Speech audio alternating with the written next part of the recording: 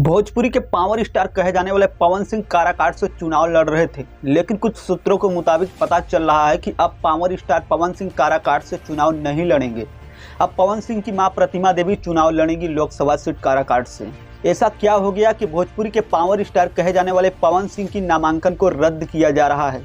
तो प्रयास न्यूज के पत्रकार राकेश तिवारी ने एक वीडियो के माध्यम से वहाँ सब कुछ बताया है कि पवन सिंह के साथ ऐसा क्या होने वाला है कि पवन सिंह की नामांकन को रद्द किया जा रहा है। तो पहले आप ये वीडियो देखिए। काराकट लोकसभा क्षेत्र से पवन सिंह की मां ने नामांकन के अंतिम दिन में अपना नामांकन दर्ज किया है निर्दलीय उम्मीदवार के रूप में। जी हां, एकदम सही सुन रहे हैं। जिस सीट से पवन सिंह खुद चुनाव लड़ रहे हैं, 9 मई को अपना नामांकन दर्ज करवाए हैं, उसी सीट से अब पवन सिंह की मां ने भी गुपचुप तरीके से नामांकन के अंतिम दिन जाके अपना नामांकन दर्ज करवाया है। और इसके साथ ये सवाल उठने लग गया कि क्या पवन सिंह के नामांकन पे किसी तरह का ग्रहण लगने वाला है? क्या पवन सिंह सिस्टम के चक्रव्यूह में फंसने वाले हैं? क्या पवन सिंह का नामांकन नॉमिनेशन किसी तरह से रद्द हो जाएगा या रद्द करवा दिया जाएगा? इस पे आगे इस वीडियो में हम बात करेंगे और मां ने क्यों नॉमिनेशन किया है, इस बात को भी इस वीडियो में आगे समझेंगे। पहले नमस्कार, मेरा नाम राकेश है और आप प्रयास न्यूज पे ये वीडियो देख रहे होंगे। देखिए, 9 मई को पवन सिंह काराकट लोकसभा क्षेत्र से निर्दलीय अपना नामांकन दर्ज करते हैं। उनके नामांकन के सभा में तमाम भोजपुरी के बड़े स्टार मौजूद रहते हैं। पवन सिंह की मां भी आती है, पवन सिंह की पत्नी भी आती है। लेकिन क्या वजह रहा कि नामांकन के अंतिम दिन चुपचाप गुपचुप तरीके से जाके पवन सिंह की मां प्रतिमा देवी अपना नामांकन दर्ज करती है उसी काराकट लोकसभा क्षेत्र से? इसको समझने के लिए आपको यह समझना होगा कि पवन सिंह के खिलाफ जो साजिशें चल रही थी उसमें पवन सिंह कहीं फंस तो नहीं जाएंगे, कहीं पवन सिंह के नॉमिनेशन को रद्द तो नहीं किया जाना है? क्या पवन सिंह का नॉमिनेशन रद्द भी हो सकता है? तो देखिए, बात को समझिएगा। दबे जुबान में यह चर्चा चल रही है कि पवन सिंह का नॉमिनेशन संभवतः रोक दिया जाएगा। पवन सिंह का नॉमिनेशन किसी कारण से रद्द भी हो सकता है और इस बात की चर्चा के कारण पवन सिंह अपने सेफ्टी के लिए शायद अपनी मां को काराकट लोकसभा क्षेत्र से ही निर्दलीय उम्मीदवार के रूप में नामांकन दर्ज करवाते हैं। अब पवन सिंह का नॉमिनेशन कैसे रद्द हो सकता है?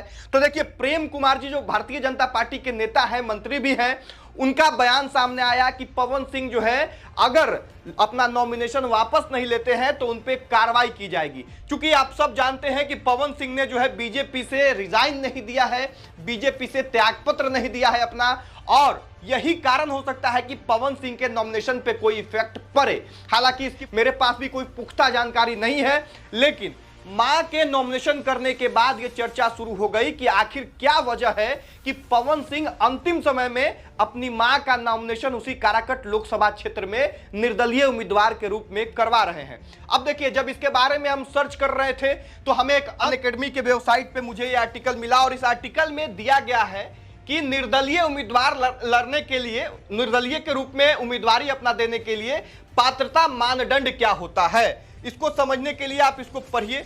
पढ़ने पे आपको समझ आ जाएगा कि भारतीय संविधान में राज्यसभा या लोकसभा के आम चुनाव में खड़े होने वाले स्वतंत्र उम्मीदवारों के लिए कुछ पात्रता मानदंड स्थापित किए गए हैं। जो व्यक्ति एक स्वतंत्र उम्मीदवार है या एक स्वतंत्र उम्मीदवार के रूप में खड़े होने की इच्छा रखता है, उसे किसी भी अन्य उम्मीदवार के समान मानदंडों को पूरा करना होगा। बस किसी अन्य राजनीतिक दल से सीधे तौर पर संबंध नहीं होना चाहिए।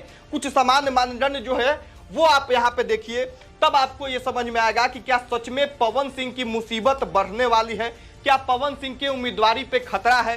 तो हम इसको जूम कर दिए हैं और यहाँ पे जो पॉइंट है उस पॉइंट को देखिए कि व्यक्ति यानी कि निर्दलीय उम्मीदवार केवल किसी गैर मान्यता प्राप्त राजनीतिक दल से संबंधित होना चाहिए। यानी मान्यता प्राप्त राजनीतिक दल से अगर संबंधित है उम्मीदवार तो उसके नामांकन को लेकर मुसीबत आ सकती है, अगर इस आर्टिकल की माने तो। हालांकि इस आर्टिकल की भी पुष्टि हम नहीं करते हैं, ना ही इसके बारे में हमें पुख्ता कोई जानकारी है। हम ये वीडियो पहले बना रहे हैं, उसके बाद इसके बारे में और जानकारी लेंगे और जानकारी के साथ अगले वीडियो में आपको हम इंफॉर्मेशन देने वाले हैं। फिलहाल का अपडेट ये है, बड़ा अपडेट ये है कि पवन सिंह की मां ने भी निर्दलीय के रूप में नामांकन काराकट लोकसभा क्षेत्र से जो है उन्होंने कर दिया है। ये इलेक्शन कमीशन के वेबसाइट पे उनके नॉमिनेशन का जो है फॉर्म जो होता है, फिटपिट जो होता है वो आपको दिख रहा है, मां का फोटो जो है आपको दिख रहा है और मां ने अंतिम समय में गुपचुप तरीके से जाके नामांकन अपना दर्ज कर दिया है। तो पहला पहलू तो यह है कि पवन सिंह की मां ने इसलिए अपना नॉमिनेशन दिया है पवन सिंह के कहने पे, क्योंकि अगर किसी कारणवश पवन सिंह के नॉमिनेशन फंसती है तो पवन सिंह अपने मां के नाम पे वहां से चुनाव लड़ेंगे।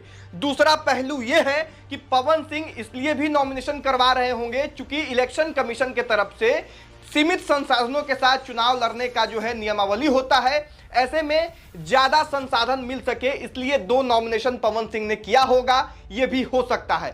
तो आई होप आपको पता चल गया होगा कि पवन सिंह की एक गलती की वजह से उनके किए हुए पूरे मेहनत पर पानी फिर जाता। तो खैर दोस्तों, आपको क्या लगता है कि आगे चलकर पवन सिंह की मां चुनाव लड़ेंगी या पवन सिंह खुद ही चुनाव लड़ेंगे? कमेंट बॉक्स में कमेंट करके हमें जरूर बताएं। साथ ही इस चैनल के सब्सक्राइब वाली बटन दबाकर सब्सक्राइब भी करते जाएं। वीडियो देखने के लिए धन्यवाद। मैं हूं राज विश्वकर्मा।